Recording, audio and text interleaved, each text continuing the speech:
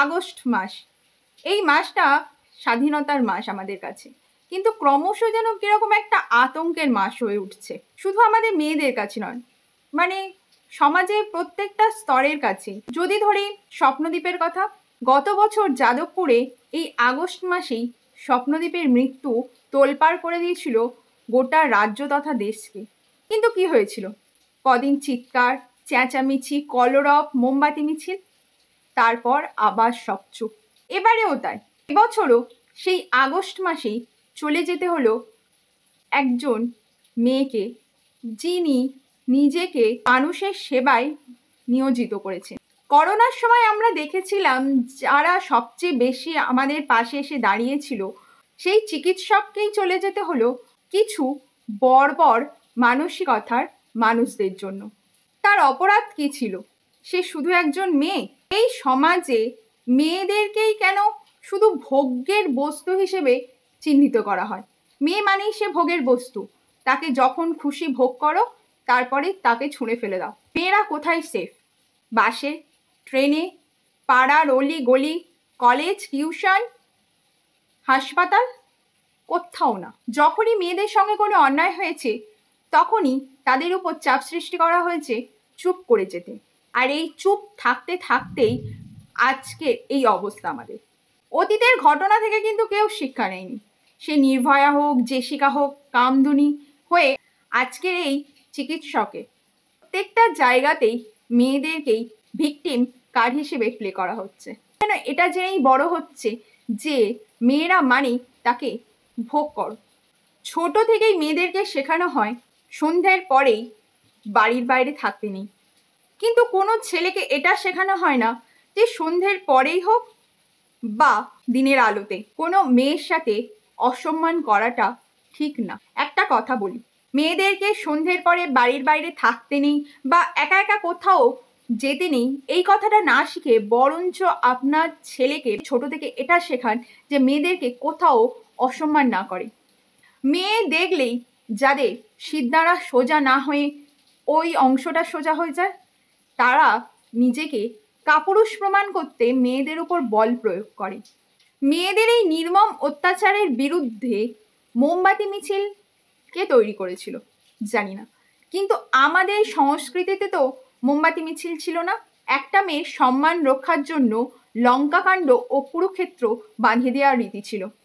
অবাক লাগছে জানেন তো, যে জায়গায় আমরা বাস করি সেখানে লক্ষ্মীর ভাণ্ডারে টাকা তো বেড়েছে, কিন্তু লক্ষ্মীর নিরাপত্তা বাড়েনি। কদিন পরেই আসছে সবচেয়ে বড় উৎসব দুর্গাপূজা। নারীরই একটা রূপকে বিশাল বড় করে ধুমধাম করে তাকে পূজা করা।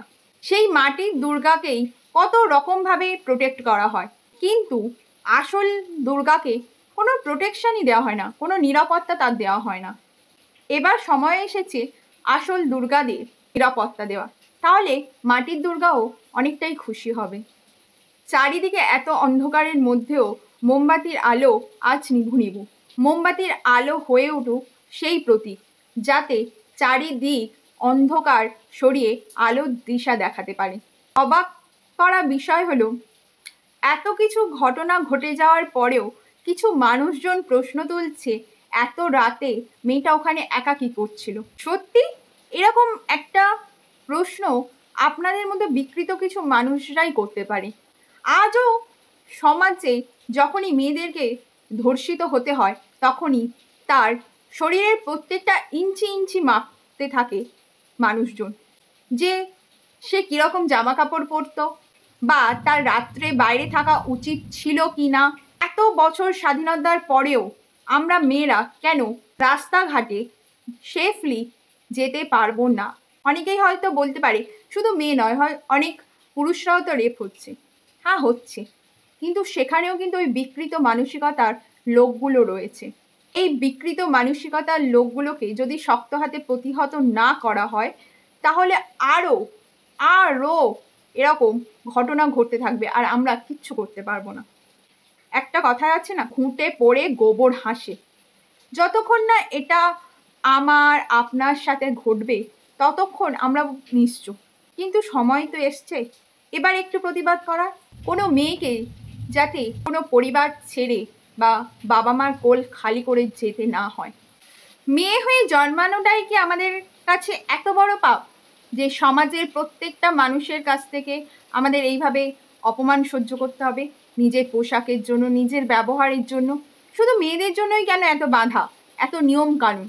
ওই ছেলেদের জন্য তো হয় না? তাই একটা কথাই বলবো, মেয়েরা নিজেকে সেলফ প্রোটেক্ট করতে তো শিখছে ধীরে ধীরে হলেও, এবার ছেলেদেরকেও উচিত নিজেকে সেলফ কন্ট্রোল করতে শেখা। সমাজের কাছে আমার শেষ একটাই প্রশ্ন, আর কত আর কত মেয়েকে এইভাবে নিজেদের সম্মান হানি হওয়ার পর জেগে উঠবে? কিংবা আর কত এরকম ছোট ছোট ফুল বা এরকম মেয়েদের জীবন শেষ হয়ে গেলে তবে এই সমাজ গর্জে উঠবে? কত নির্মম শাস্তি পেলে তবে এই নৃশংস কোনো ঘটনা ঘটানোর আগে সেই বর্বর মানসিকতার লোকগুলো একবার অন্তত ভেবে দেখবে যে তারা কি করতে যাচ্ছে?